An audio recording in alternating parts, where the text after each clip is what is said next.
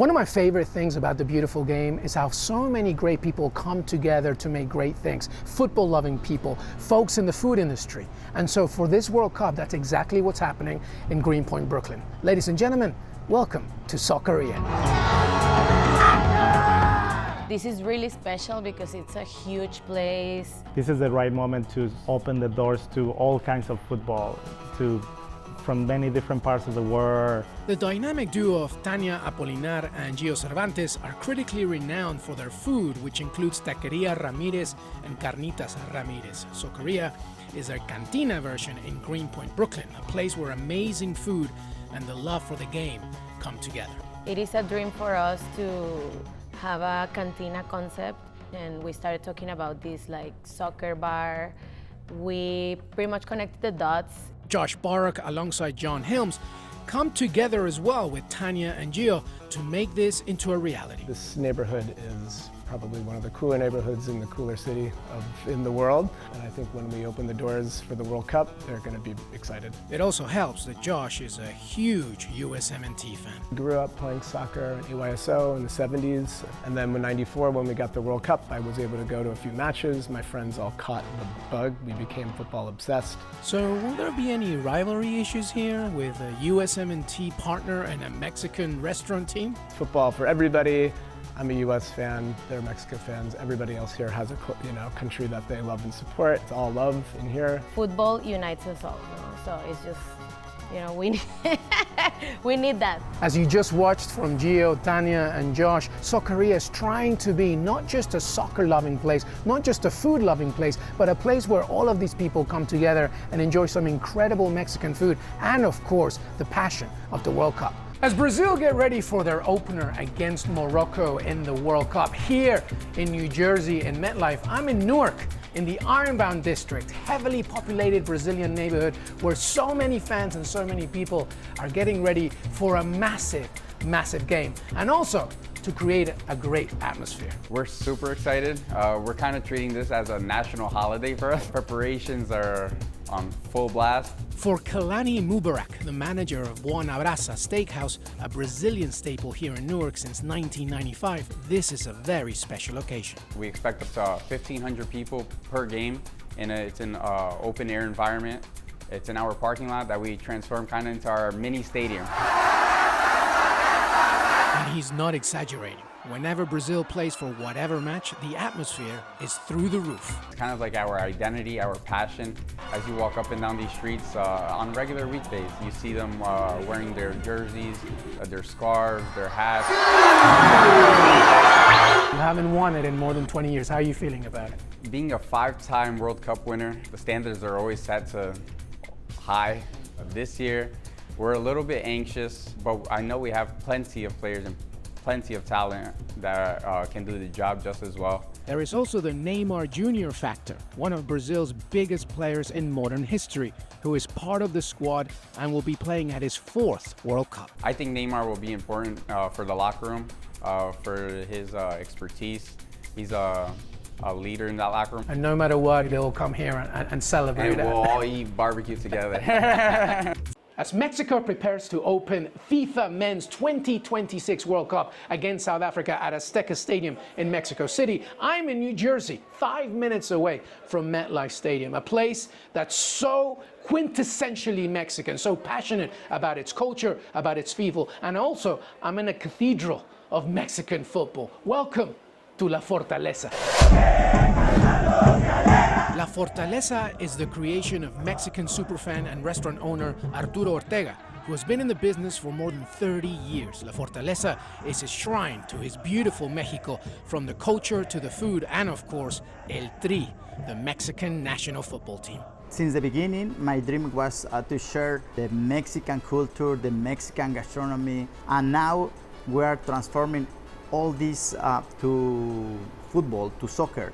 The transformation is quite impressive, as there are some amazing pieces of memorabilia all over, including the gloves of renowned legendary goalkeeper Jorge Campos and a golden mold of Hugo Sanchez's feet, arguably the greatest Mexican player of all time. La Fortaleza will be a home away from home for Mexican fans because the atmosphere here is really something. for Mexicans, football is life. So what are you going to feel when you see Mexico opening the World Cup at Azteca Stadium? Passion, definitely. I'm very energetic about this. Hopefully Mexico wins. Hopefully we can get the quinto partido, please. The famous Quinto Partido, the fifth match, the elusive objective for Mexican fans to reach the quarterfinals of a World Cup, something they have not achieved since 1986, which poetically was also the tournament they hosted. So maybe, just maybe, they'll return. With all these nations at the World Cup, it would be an absolute tragedy not to talk about the defending champions, the ones who are trying to win the World Cup for a second straight time. Ladies and gentlemen, I'm talking about Argentina. Argentina is looking to do something that has only been done by two nations in the history of the World Cup, to win back-to-back tournaments. But it won't be easy. Here's going to be a little bit more tougher. We have a lot tougher teams. Messi's a little older. But I think it's possible. For Pablo, owner of this Argentinian barbecue restaurant in Hackensack, New Jersey, the objective to win a consecutive World Cup and Argentina's fourth title would be a dream, especially as it's Lionel Messi's final dance. Messi is just incredible, not only as a player, but a father of a family and how he treats others. I think the guy is just incredible. It's going to be, emotional, because it'll be probably the last few games so we're going to see Messi in the national team. I think this is it. For me, thinking in 22 it would have been his last dance, after he won it, and he wants to take that extra step. I think it's amazing. Pablo, who immigrated to the US when he was a kid, is like any Argentinian. He loves his national team, and his restaurant is a shrine to the three-time World Cup champion. I wanted to give it as much closer we can be in Argentina. And the hope for him, his family and friends, is that on July 19th, at the World Cup final at MetLife, only 15 minutes from here, they'll be lifting this trophy. Vamos Argentina, carajo! Vamos Messi! Vamos Leo! To try and win the World Cup for a second straight time is very difficult. But with Lionel Messi coming to his final chapter, his final tournament, maybe, just maybe, it could happen again. We all know that New York City Mayor Zoran Mondani is a huge soccer fan, but what we want to know is how he's planning to make sure that New York City and New York City residents can make this World Cup affordable for them. So here I am at Tacos Don Jose in Corona, Queens, to find out exactly what his plans are. Thank you so much for eating with me. I'm so happy. We are staring at some ridiculously good food, some micheladas. Come on, non-alcoholic. Non-alcoholic, salud. Salud. Let's talk the World Cup. Please. Here's the first thing I want to ask you, this $26 initiative, tell me about it. The idea behind this is, how do we make this a summer for the entire city to remember and to celebrate? We want people who are coming to New York City for the first time or for the 10th time to have a chance to explore the beauty and the breadth of the city. And so there are 488 restaurants and counting who have signed up for a 26 for 26 deal, where for $26 you'll get a full meal in honor of the World Cup of 2026. And that's how you get people to experience the magic, the joy, the feeling of the city, beyond just coming through Midtown and going to the match.